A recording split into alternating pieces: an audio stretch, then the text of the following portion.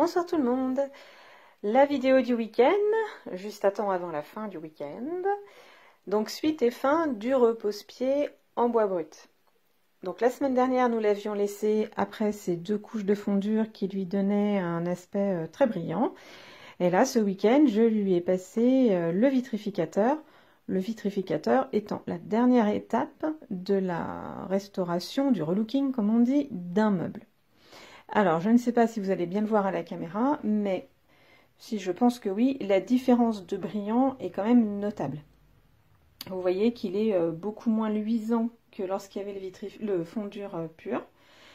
Là, ça lui donne un effet ciré, en fait. Il est satiné, ciré. Le vitrificateur se présente comme ceci. Donc, c'est un produit professionnel, hein, comme tous les produits Eleonore Déco. Celui-ci est satiné, c'était un choix de ma part, mais il existe aussi en version brillante. Voilà.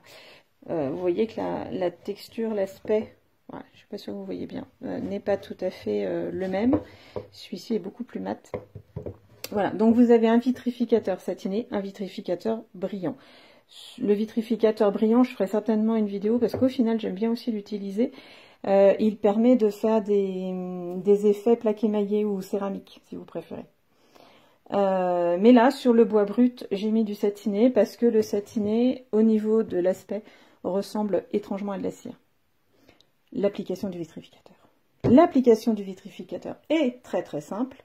Elle se fait au pinceau et au rouleau, exactement comme les satinelles. Ce sont exactement les mêmes outils, pas besoin d'avoir 36 outils. Il faut 2 couches à 6 heures d'intervalle. Et si vous voulez renforcer l'efficacité du vitrificateur pour un meuble qui est un peu plus utilisé, vous pouvez même faire une 3e couche en ne laissant que 3 heures entre la 2e et la 3e couche. Attention, ce n'est pas fait pour les plans de travail ou les dessus de table de cuisine par exemple, où l'on mange tous les jours sans protection. Là, pour le coup, il faut utiliser ce que l'on appelle du Biprotect, qui est une résine.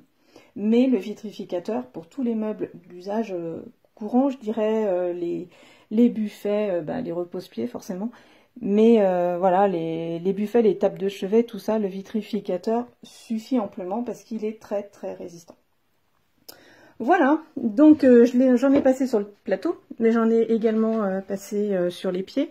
Vous savez, les pieds que j'ai patinés en faisant un mix de 2 patines. Alors là, pour le coup, il n'y avait pas eu de fondure, il y avait eu de la patine que j'avais lustrée et qui lui donnait un aspect brillant. Et là, vous voyez qu'avec le vitrificateur, qui renforce bien sûr la protection du bois, on retrouve un aspect satiné.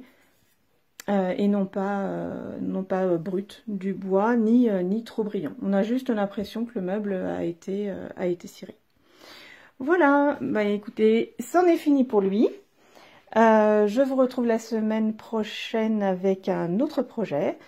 Je ne sais pas encore quoi, on verra bien d'ici là. En attendant, je vous souhaite de passer une très bonne semaine. À bientôt!